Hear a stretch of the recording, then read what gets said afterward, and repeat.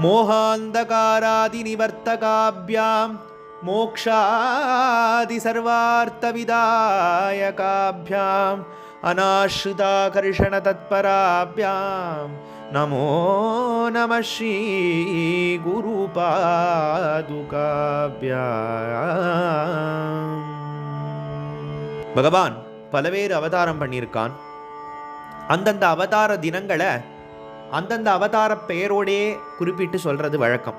வியாசாய விஷ்ணு ரூபாய வியாசரூபாய விஷ்ணவே என்று சாட்சாத் ஸ்ரீ பகவானே வியாசரா அவதாரம் பண்ண தினத்தை வியாச ஜெயந்தி என்று குறிப்பிடாமல் குரு பூர்ணிமா என்று வழங்குகிறோம்.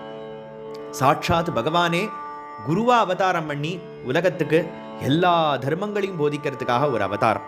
வியாசோச்சிஷ்டம் ஜெகத் சர்வம் என்றபடி வியாச பகவான் தான் வேதத்தையும் இதிகாச புராணங்களையும் சாஸ்திரங்களையும் எல்லாத்தையும் நம்மளுக்கு வழி வகுத்து கொடுத்ததான பெரிய ஆச்சாரியன்.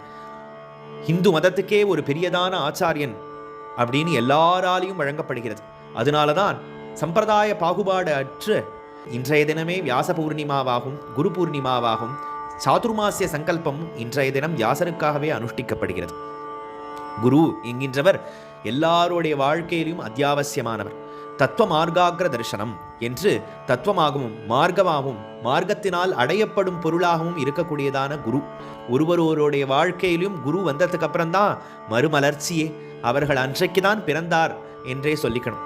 சத்குரு பாதுகை குஞ்சலம் மேல் பட்ட பொழுதுதானே